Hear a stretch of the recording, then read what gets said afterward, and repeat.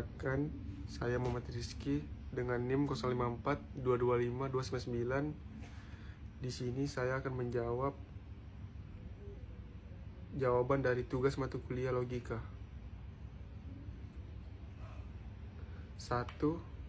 Term pada hakikatnya terbagi menjadi banyak jenis. Sebutkan dan jelaskan 3 dari macam term tersebut, sertakan juga contohnya.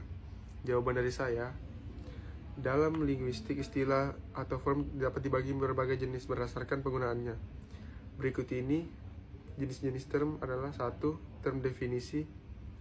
Term ini merujuk pada kata atau frasa yang memiliki makna spesifik dan jelas. Biasanya digunakan dalam konteks akademis atau teknis. Term ini sering didefinisikan dalam kamus atau buku referensi.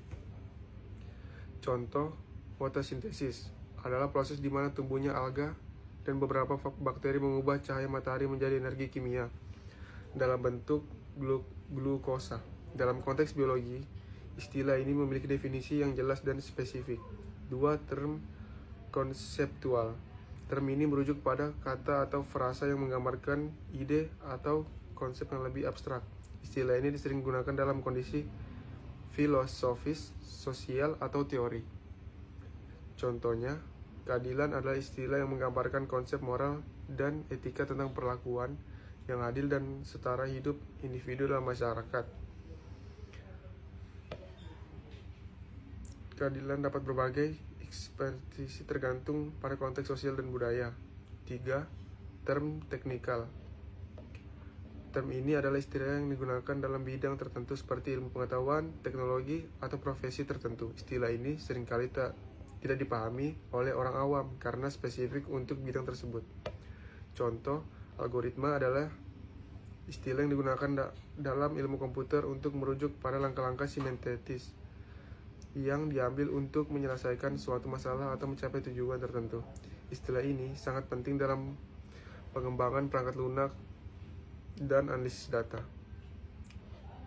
Soal kedua, jelaskan dan berikan contoh bentuk sesat pikir logisal falasi.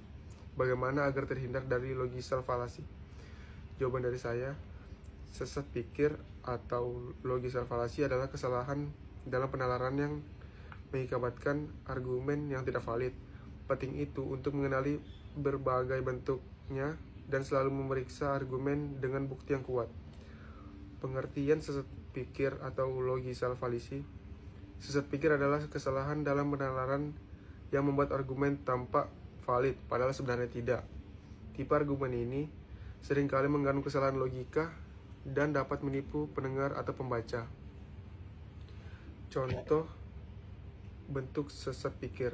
1. Ad hominem. Contohnya menyerang karakter atau sifat pribadi lawan bicara alih-alih membahas argumen yang diajukan.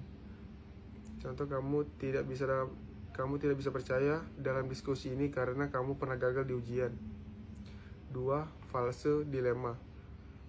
Dikotomi palsu. Contohnya menghadiri situasi seolah-olahnya hanya ada 2 pilihan, padahal ada pilihan lain.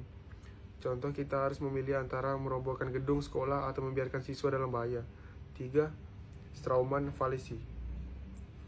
Mengubah argumen lawan menjadi versi yang lebih lemah dan mudah diserang. Contoh, dibilang kita harus mengurangi penggunaan plastik jika dia ingin kita semua hidup tanpa barang-barang modern.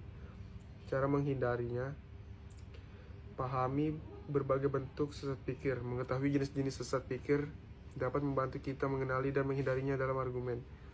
Gunakan bukti yang kuat, pastikan setiap klaim didukung oleh bukti yang valid.